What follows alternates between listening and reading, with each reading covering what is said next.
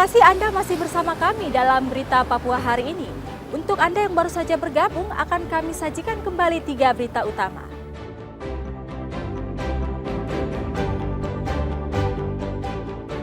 Curi komputer dan laptop di puskesmas, 2 pemuda di Manokwari diringkus polisi.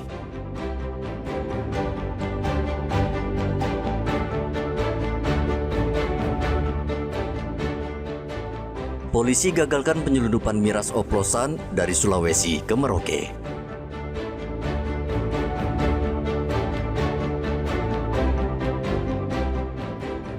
Berkunjung ke kota Jayapura, Anda jangan lupa mampir ke Pantai Dok 2 dan Pantai Besci, Dok 9.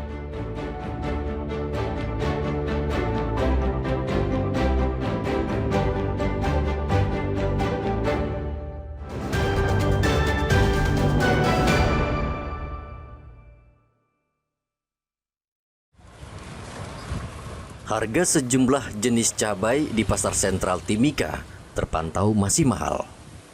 Cabai rawit yang merupakan kebutuhan sehari-hari warga masih dijual dengan harga Rp100.000 per kilogram.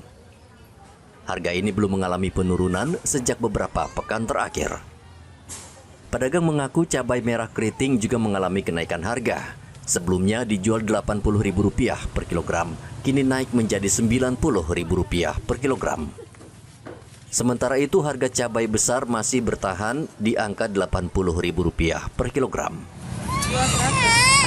Ini lokal? Lokal, saya punya. Kalau dari luar?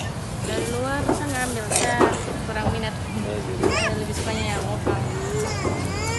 Oh, jadi tetap masih tetap ini per kilonya itu? Iya. Kalau bawang merah? Bawang merah 60. Masih tetap gitu? Iya, tetap. Boleh tahu kendalanya Apanya? naiknya? Naiknya apa? Nggak ada yang masak ya, nggak ada bawang masak.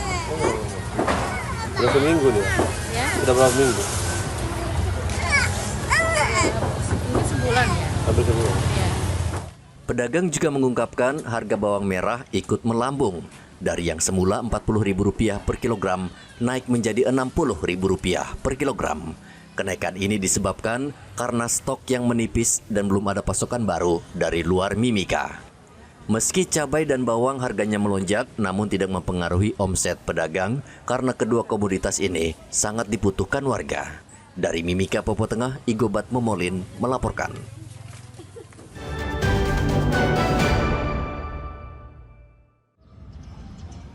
Pemilihan suara ulang di Jayapura akan berlangsung 6 Agustus mendatang. Polresta Jayapura akan menurunkan 411 personelnya untuk mengamankan agenda penting tersebut. Sebelum pelaksanaan PSU, Polresta Jayapura memetakan kesiapan Polri dalam menghadapi PSU dengan menggelar apel. Senin kemarin, Kapolresta Jayapura Kota Kombes Pol Fredrikus Maklarimbot memimpin langsung apel pengecekan personel di lapangan PTC Entrop, Kota Jayapura. Kapolresta menekankan pentingnya kesiapan fisik, mental, dan kewaspadaan setiap anggota. Tingkatkan kewaspadaan dan deteksi dini terus masing-masing polsek. Dan semua kita, anggota Polri, punya kewajiban untuk bisa mendeteksi potensi-potensi yang ada di tempat kita, di seputaran kita, terkait dengan gangguan Kamtibmas.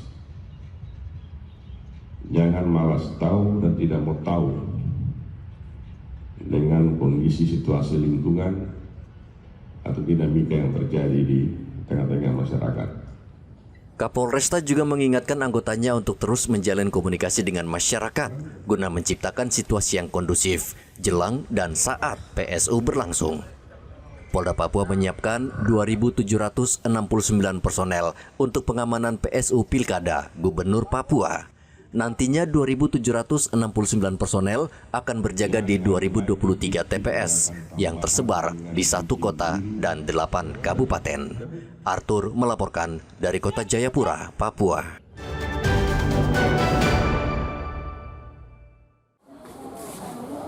Tingkat kematian ibu hamil dan anak di Papua Selatan hingga kini masih tergolong tinggi dan berada di atas standar nasional. Data Dinas Kesehatan Provinsi Papua Selatan, rata-rata angka kematian ibu hamil dan anak mencapai lebih dari 200 per 1000 kelahiran. Sementara secara nasional, standar kematian ibu dan anak berada pada angka 100 per 1000 kelahiran. Ya, mulai dari status gizinya, kemudian komplikasi kehamilannya, anemia, ya, kemudian penyakit-penyakit komplikasi lainnya. Dan kami berharap sebenarnya kunjungan setiap ibu hamil itu harus rutin 6 kali dalam satu siklus kehamilannya. Itu harus rutin, dia cek terus kehamilannya sehingga bisa dideteksi secara dini oleh petugas-petugas kesehatan. Untuk persentasenya dokter kira-kira berapa banyak ini? Dokter wilayah Papua Selatan. Wilayah Papua Selatan kematian, kalau kematian ibu kan kita berharap 183 per 100 ibu kelahiran hidup ya. Kita itu masih di atas 200. Tapi kalau Kabupaten Mapi itu sudah di bawah standar 100. Kabupaten Mapi kalau saya tidak salah itu 134 per 1000 kelahiran. Dari 4 kabupaten di Papua Selatan, hanya Kabupaten Mapi yang menunjukkan penurunan angka kematian ibu dan anak dari 200 turun menjadi 130 per 1000 kelahiran. Sementara 3 kabupaten lainnya, Asmat, Bovendigul, dan Merauke masih mencatat angka kematian yang tergolong tinggi. Banyak faktor penyebab tingginya angka kematian ibu dan anak, antara lain pernikahan dini, rendahnya pemahaman tentang reproduksi, keterbatasan akses ke fasilitas kesehatan, dan praktik tradisional yang beresiko tinggi. Muhammad Ridwan melaporkan dari Merauke, Papua Selatan.